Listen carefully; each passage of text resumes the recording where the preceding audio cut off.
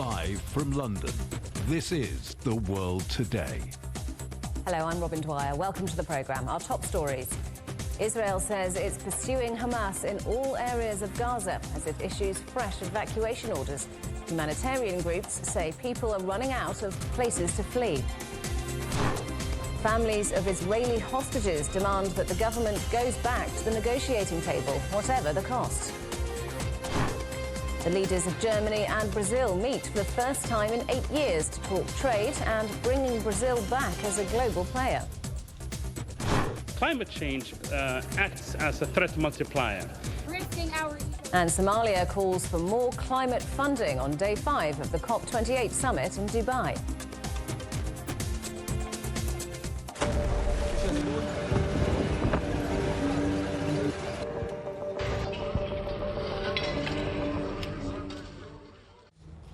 Israeli forces say they're expanding ground operations into all areas of Gaza as they pursue Hamas throughout the territory. The military spokesman said Israeli soldiers are coming face-to-face with Hamas fighters. It comes as the IDF issued a fresh order for Palestinians to leave around 20 areas, including the southern city of Khan Yunis. Humanitarian groups are warning that people are running out of places to flee. Hospitals say they're receiving dozens of dead and injured people as Israel's offensive across Gaza continues. Meanwhile, 2 Palestinians have been killed and 60 arrested in overnight and morning raids in the occupied West Bank. Well, let's head to Israel now and talk to our correspondent, Sarah Coates, who's in Tel Aviv. So, Sarah, what's the military saying about its ground operations in Gaza?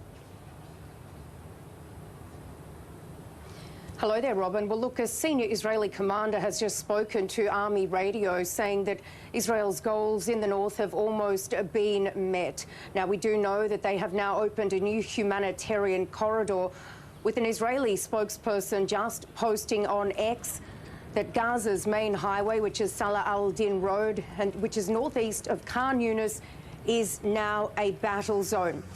Now, the military also says it's hit around 200 Hamas targets in the last 24 hours, including tunnel shafts and also weapons storage facilities, saying that it's taking aggressive action against Hamas. Now, this comes as the IDF continues to drop leaflets over Khan Yunis, which is down in the south of the Strip, warning people to evacuate now for their own safety, telling these people that they should locate themselves going further south, which is to Rafah, although the people down in the south say they have absolutely nowhere to go. Now, all of this is coming as rockets continue to be shot right across Israel, down in the south, in the north, on the border with Lebanon, and also right here in Tel Aviv over the last hour or so. I was hearing massive booms. As Robin, there is a senior US delegation here on the ground right now discussing what a post-Hamas Gaza would look like. And Sarah, there's growing demand for Israel to resume negotiations to try and secure the release of more hostages. You're certainly right. Well, look, these families of these hostages say that they are willing to escalate their actions if negotiations are not resumed. They say they'll seek international help if they are not helped by the Israeli government. Well, it's understood that a meeting between these families and Israel's war cabinet has now been brought forward. That is Wednesday, with these families saying they're setting up a protest this evening, 8 p.m. local time, in front of the military headquarters right here in Tel Aviv. Now, Israel has just come out saying that they believe that 137 captives are still being held inside the Gaza Strip. It's understood that these people still have not received a visit from the Red Cross, which was part of that truce agreement, which of course fell through a number of days ago. Now, we also understand, according to the military, that in conjunction with the United Kingdom, that surveillance drones, unarmed drones, are now being flown right across the Strip in a bid to try and locate these hostages who, as I mentioned, have not been heard from now for at least 2 months. So certainly very, very worrying for these families who continue to demand action from the government, saying that they have simply not done enough. Robin. Sarah, thank you very much. Our correspondent Sarah Coates in Tel Aviv. Well, that's the picture in Israel. Let's head now to Gaza and talk to our correspondent there, Noor Harazin. So, Noor, what's happening in Khan Yunis and the surrounding areas?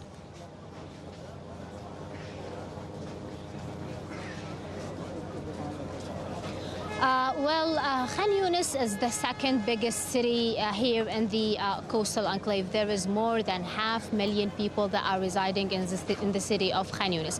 And over the past weeks, when the IDF asked the Palestinians to flee from northern Gaza to southern Gaza, most of them actually went to the city of Khan Yunis. So now we are talking about more than 1 million people who are residing in the city of Khan Yunis. Since the latest humanitarian truce agreement expired, and since then the Israeli army have been shelling, targeting, bombing Khan Yunis intensively from air, land and sea. In the past 24 hours we're talking about land incursion in a place called Al-Hikr Street, and this is a wide street that is separating middle Gaza from southern Gaza. It is separating Deir al-Balah from Khan Yunis, and over the past hours we have been actually hearing heavy shelling and also exchange fire. Apparently there is clashes on the ground there between the Palestinian militant fighters and the Israeli forces. For now we can clearly say that the Gaza Strip is actually separated to three parts. There is northern Gaza, there is middle Gaza, which I am there right now, and there is southern Gaza. So, Noor, how are people in Gaza coping with this?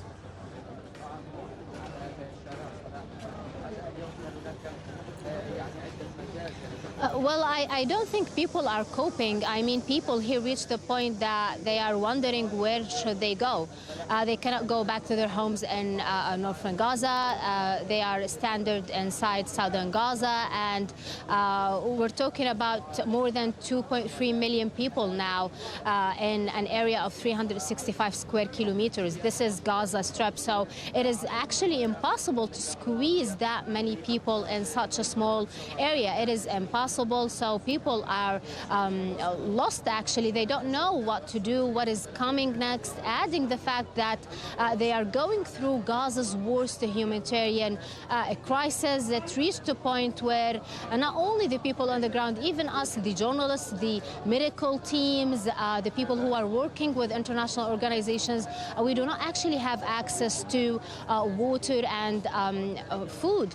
The situation is really bad. There is also the lack of fuel and electricity. Paltel, which is the main network here, main network company here in Gaza, said that they will stop operating today because of the heavy Israeli shelling that also destroyed all networks points in Gaza. Noor, thank you very much. Our correspondent Noor Harazin in Gaza. China and Belarus have agreed to continue strengthening cooperation as Chinese President Xi Jinping met his Belarusian counterpart Alexander Lukashenko in Beijing. Our correspondent Zhang Saran reports.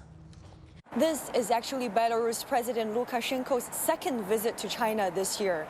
During the meeting, Chinese President Xi Jinping stressed that China is willing to continue to strengthen strategic coordination with Belarus, and the two countries will offer each other firm support and promote practical cooperation as they deepen bilateral relations. The two heads of state also exchanged views on the Russia-Ukraine conflict. President Xi highlighted that China is willing to work with Belarus to strengthen coordination and cooperation within multilateral mechanisms such as the United Nations and the Shanghai Cooperation Organization. He said that the two nations will promote the implementation of global initiatives in development, security, and civilization to build a community with a shared future. Lukashenko said Belarus sincerely hopes that China will continue to develop, which will be conducive to the cause of peace and progress around the world.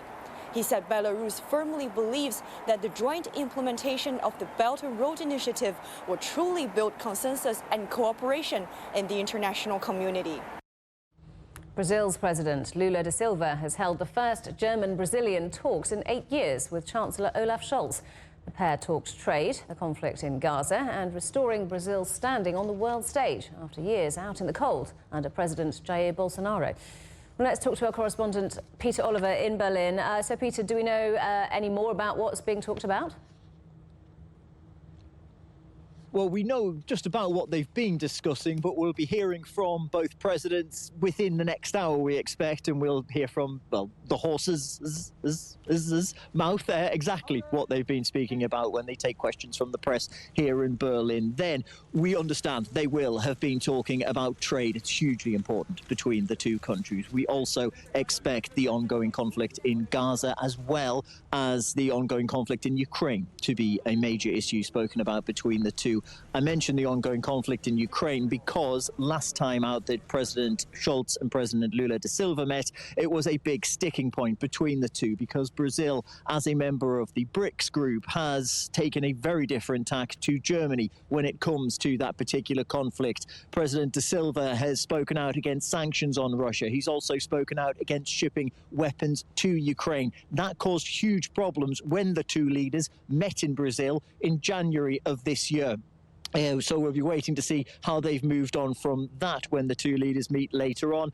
Brazil is the president of the G20 in 2024, so there's a lot to talk about ahead of that, and a huge trade deal between the European Union and South America, the Mercosur bloc, that Brazil is a key, well, the president of at the moment, the rotating president of, and they have a big deal, a big part of saying how that free trade deal will go ahead. So expecting those things to be talked about. We'll be waiting to hear what the leaders have to say, though. And this meeting plays into Olaf Scholz's pledge to improve ties with the global south. Is it working? Well, it didn't work to start off with, because I mentioned the difficulties that he had when he went to speak to Lula da Silva at the beginning of the year. There was huge difficulties over a huge difference of opinion when it came to the ongoing conflict in Ukraine. There is equally a big sticking point when it comes to Israel and Gaza. In the lead up to this, we've heard President da Silva say that, that Israel is guilty of genocide in Gaza. That has set a lot of alarm bells ringing here in Germany. In fact, the overarching term that we've heard mentioned going into this meeting in the German press has been difficult partner when it comes to talking about Brazil and Lula da Silva and his government. The emphasis, though, has been placed upon partner, because this trade deal is so important to Germany, to the EU. It was just about done back in 2019. However, then the European Union insisted on more environmental measures that had to be put in place. In turn, Argentina and Brazil said, we want more from Brussels. And that's where it's been until now. It's expected these governmental discussions between Berlin and Brasilia are where they're going to try and work out some of those kinks that have stopped this huge free trade deal from going through. Be keeping an eye out to see what comes from this press conference, which we're expecting within the next hour or so. Peter, thank you very much. Our correspondent Peter Oliver in Berlin. At least 11 people have been killed in Indonesia after the eruption of Mount Merapi on Sunday. Rescuers in Western Sumatra say they're still searching for 12 missing hikers. Around 50 people who'd been walking on the volcano made it down safely, although many suffered burns. The volcano spewed ash over 3,000 meters into the air, raining debris on surrounding villages. You're watching CGTN. Still ahead, climate finance takes centre stage at COP28 as delegates discuss ways to fund clean energy and protect the environment. We're in Dubai next.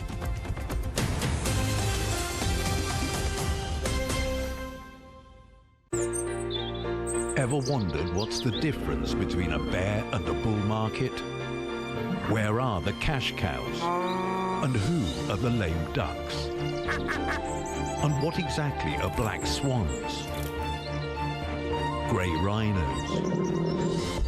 And unicorn companies? Make sense of it all with Global Business, only on CGTN. I think it should be more global cooperation. I would like to hear more the voice of the developing countries. Globalization has lifted more than 1 billion people out of poverty. The green transition has to happen. It's a necessity. Well, China and the United States are important powers in the world. What unites us is much more than what divides us. And I believe China is committed to this agenda. Join me, Juliet Mann, to set the agenda at these times every weekend on CGTN.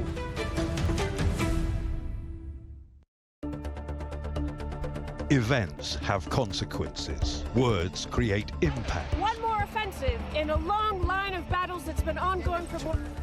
Just got to be careful here with some gunshots. Excuse us, excuse us. The world today matters for your world tomorrow. The number of casualties is growing quickly.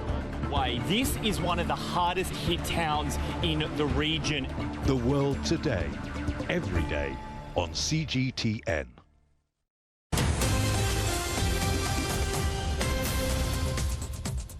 Welcome back. A reminder of our headlines. Israel says it's pursuing Hamas in all areas of Gaza as it issues fresh evacuation orders. Humanitarian groups say people are running out of places to flee. Families of Israeli hostages demand that the government goes back to the negotiating table, whatever the cost.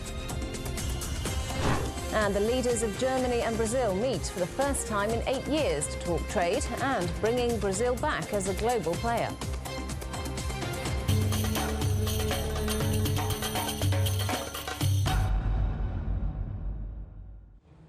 COP28 President Sultan Al Jaber has defended his role in hosting this year's UN Climate Summit, insisting he understands and respects the science of climate change. In a news conference, Al Jaber responded to criticism over comments he's previously made about the phasing out of fossil fuels. Climate finance has taken the spotlight at the event on Monday, with the UAE announcing $270 billion in green finance by 2030. Several development banks also made fresh moves to scale up their funding efforts. Well, let's talk to our correspondent Adel El-Marouki, who's in Dubai. So what else have we heard from Al Jaber, and what about those pledges on climate finance? Well, this comes as the COP focuses its negotiations on the climate days. Several thematic days are being focused on this fifth day of the climate summit, and finance, since the first day, has been one of the main talks. But today is the day where everyone tries to break the numbers and reach new climate figures. As you've mentioned, the UAE pledged $270 billion until 2030 in climate financing. This comes as criticism rises over the oil-rich country for its evasion of fossil fuel phasing down or reducing the production. In general, this comes as the country's, of course, finances depend on oil. And Al Jaber, in his talk since day one in COP, he tried to change the narrative of climate talks to include oil and gas into the talks, not phasing out, but invest rather somewhere else. Let's have a listen of what he said today. And we're here because we very much believe and respect the science. 43% of global emissions must be reduced by 2030. We lost our connection with our correspondent Adel El-Marouki in Dubai, but staying with COP28, and I've been speaking to Salah Ahmed Jama, who's the Deputy Prime Minister of Somalia. The case we have been making in the various forums that we attended is for countries that are going through debt stress, going through the HIPC initiative, that is the debt relief process, recovering from conflict, fighting off terrorist groups like Al-Shabaab. Climate change acts as a threat multiplier. It increases vulnerabilities and deteriorates situations. So there should be funds in place to attend to such peculiar cases. And I think it has been argued in some of the forums that the blind spot of climate financing and adaptation to climate change is the lack of focus on countries that are faced with multiple threats prior to climate change and are more vulnerable to climate change shocks. And mind you, places like Somalia have a great potential to not only be a recipient of funds, but also part of the solution to climate change. We have a long coastline, over 3,300 kilometers. We have abundant fish of various types and genres. We have livestock, over 60 million livestock, arable land. But we need the resources to invest in those particular sectors that can help us. We even have the potential to establish a new electrical grids and a renewable energy approach rather than focusing on heavy fossil fuels. Let's talk about those fossil fuels, because the African group of negotiators have called for different pathways on fossil fuels, with developing countries, like some in Africa, being allowed to expand their use rather than roll them back. Do you think that's a fair way of doing things? You know, one of the key principles of the Paris Agreement was the principle of common challenge, a collective challenge, and differentiated responsibility in terms of capabilities. You know, in countries like Somalia and Africa, who have the potential to, explore oil and other energy sources, I think we have to treat them in a very particular ways. And African countries, it is not about transitioning to greener energy and production means. It is also about development. As you know, many African countries are facing severe challenges in terms of attaining sustainable development goals: zero hunger, health, human capital development, economic growth. It is about development more than it's about just transition. In the case of countries like Somalia and other African countries that produce oil, yes, would like to see a more nuanced approach to that transition. What would Somalia like to see emerge from this year's COP? Well, we expect as Somalis, you know, we are going through the deadlift process. We're fighting off Al-Shabaab. We're trying to grow our economy. We have a robust national development plan. We are trying to invest in our sectors, from agriculture to livestock. We're trying to invest in fisheries, where we could actually earn a lot of resources and create more jobs in the fisheries sector, which is highly underperforming currently in Somalia.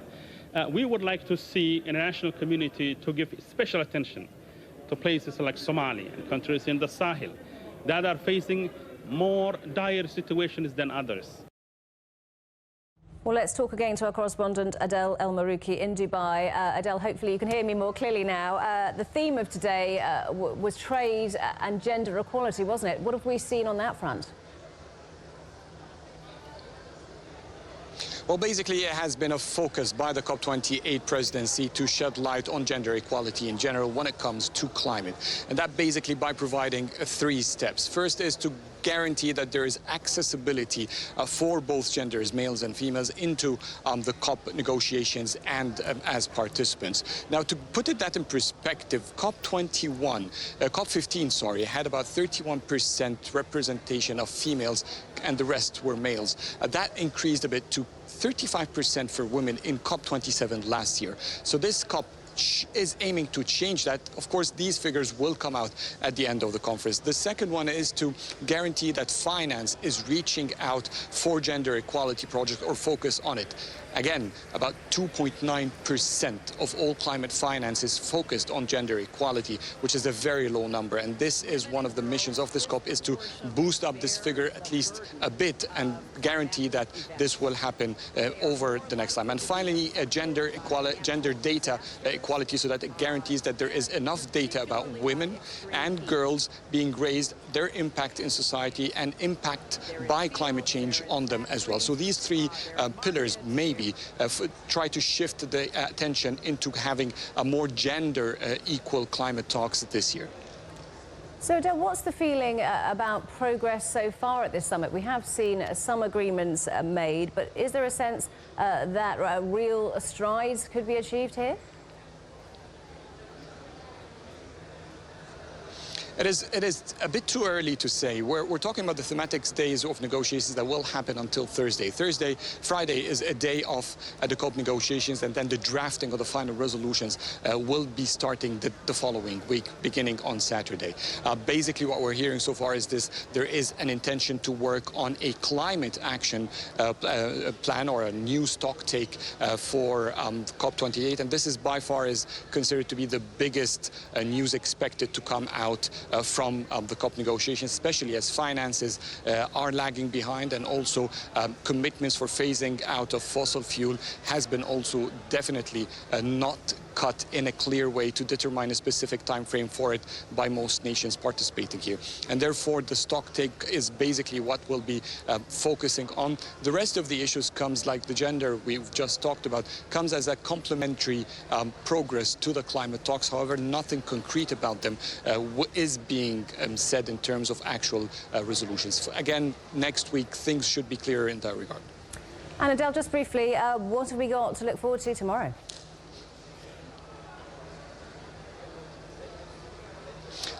Tomorrow, the thematic days will continue. The climate talks basically is also expecting the participation of ministers. Now, ministers have been accompanied by their leaders during the first 2 days of the climate summit.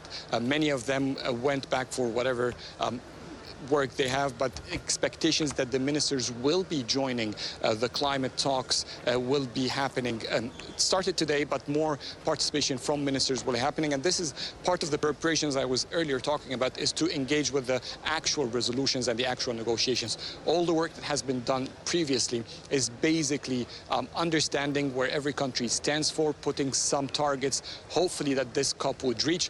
But now, starting tomorrow, the real negotiations and the real clashes, disputes and divisions, maybe unity, could come out from this COP.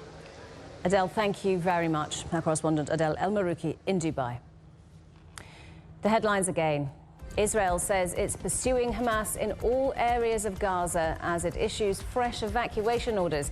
Humanitarian groups say people are running out of places to flee. Families of Israeli hostages demand that the government goes back to the negotiating table, whatever the cost. And the leaders of Germany and Brazil meet for the first time in 8 years to talk trade and bringing Brazil back as a global player. And that is the world today. Thanks for watching. We're back with more news at the top of the hour. Coming up next, it's World Insight. For now, from all of the team in London, it's goodbye.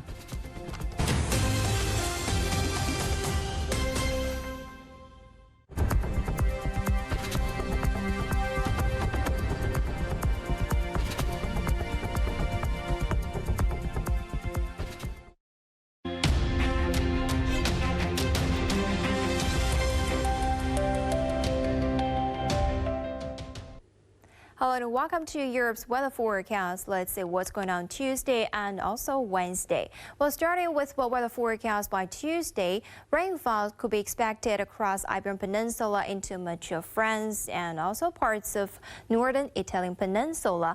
On the contrary, winter precipitation could be expected across Alpine region up to much of Germany as well as majority of western Russia. Then zooming to Wednesday, you could notice the wet weather will travel east a little bit, so for parts of the Balkans, you could expect a locally light to mild rainfall, probably cold enough to have some winter precipitation.